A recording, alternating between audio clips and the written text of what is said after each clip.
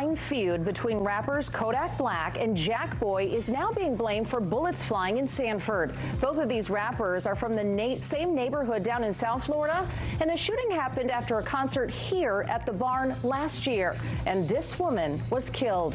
Thanks for joining us on this Monday. I'm Luann Sorrell. And I'm John Brown. Now 13 people are behind bars, and there's still one who's out there on the loose. Fox 35's Stephanie Buffmonte joins us live with that story today. So Stephanie, walk us through the motive here.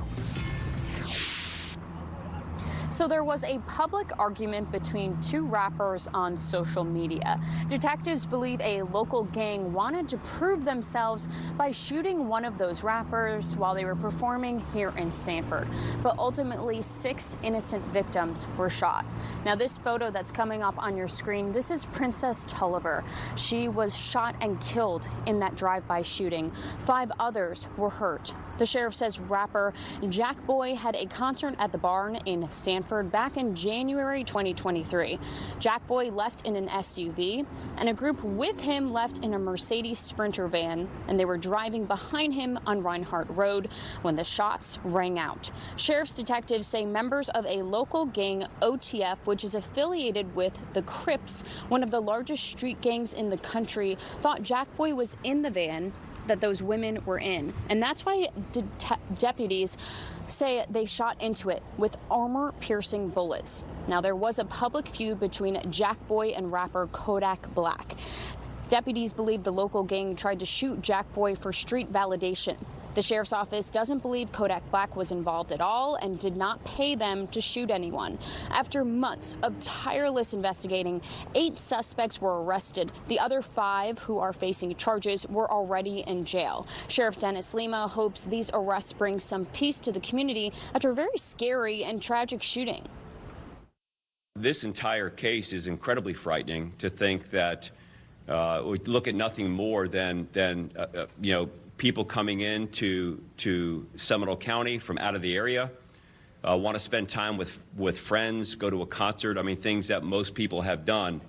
And at 2:20 in the morning to be the victim of a drive-by shooting with 223 armor-piercing rifle rounds is incredibly frightening. Now, what you're looking on your screen are the mugshots of the 13 people facing charges that we just got from the sheriff's office. There is still one suspect that is still out there that they are looking for. His name is Trayvon Law. He is facing a slew of charges, including first-degree murder. If you have any information that could help this investigation and find him, you can call Crime Line anonymously with a tip.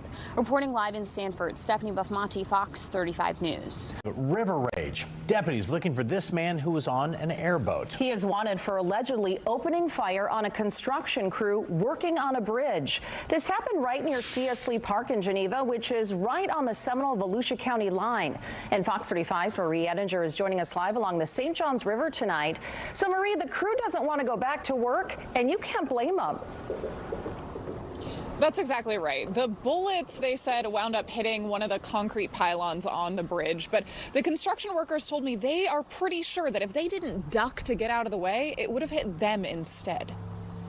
Crews with underwater mechanics were doing some repairs on this bridge by C.S. Lee Park Saturday. And they say this happened.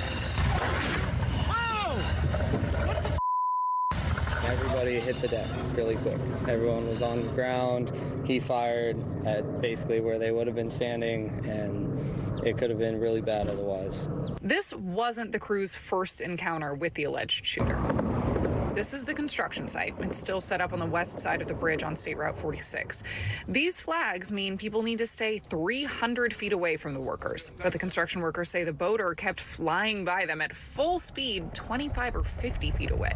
That isn't just annoying, it's extremely dangerous. You're sending a bunch of wakes, and our floats are becoming incredibly unstable. It could knock someone in the water, not to mention the divers below the water are also worried about their heads getting smashed in. The crew said the third time the guy came up, they tried getting his attention.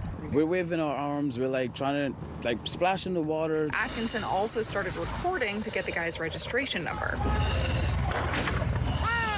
He says that's when the guy started shooting. Pulled out a gun and fired at us, and then proceeded to circle around our work floats at full speed, basically to just wake us out, I guess, send more fear at us. There's also people here that come out with children.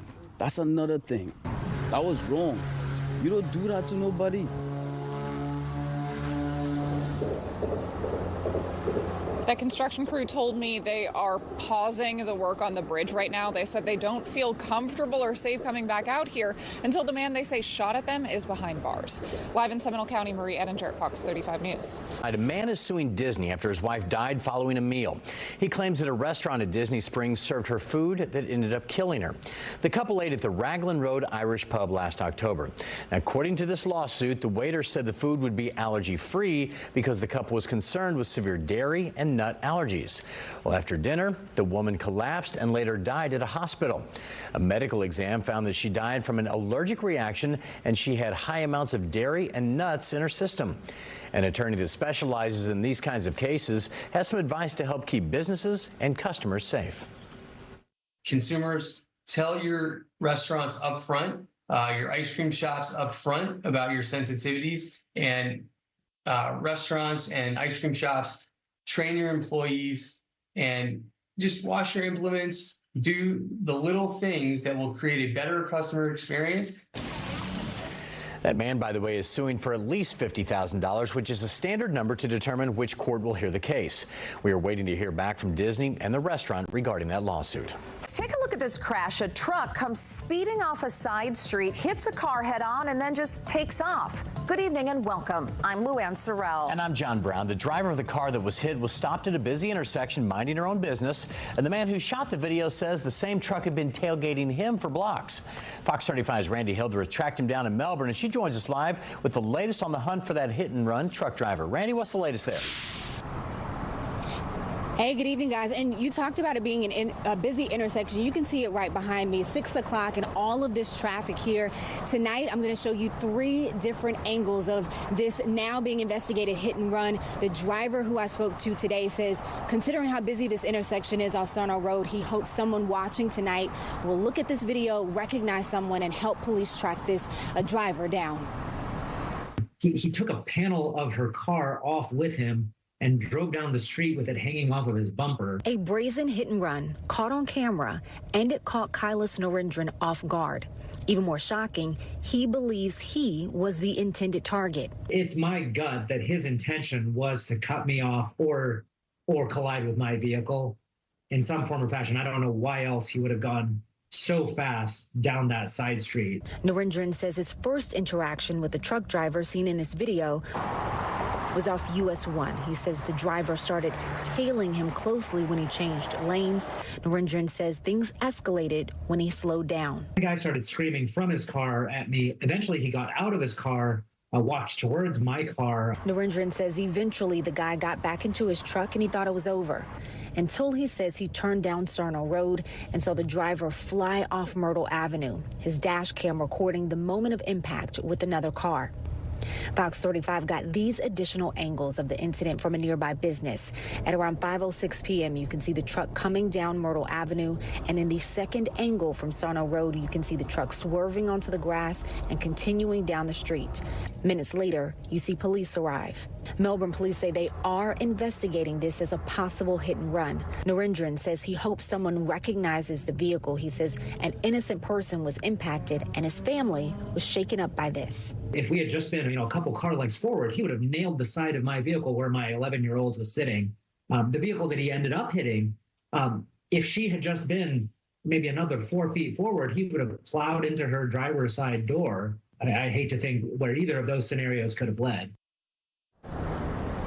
And the man I spoke to today says he did speak today with the driver who was hit yesterday in that, again, hit and run that police are investigating. He says that person says that they are doing okay. Now, in terms of sharing this video, we are getting it posted on our Facebook page, on our website, fox35orlando.com, and on the news app. So if you want to take another look at that video and share it, we're getting it posted there. Live tonight in Melbourne, Randy Hildreth, Fox 35 News.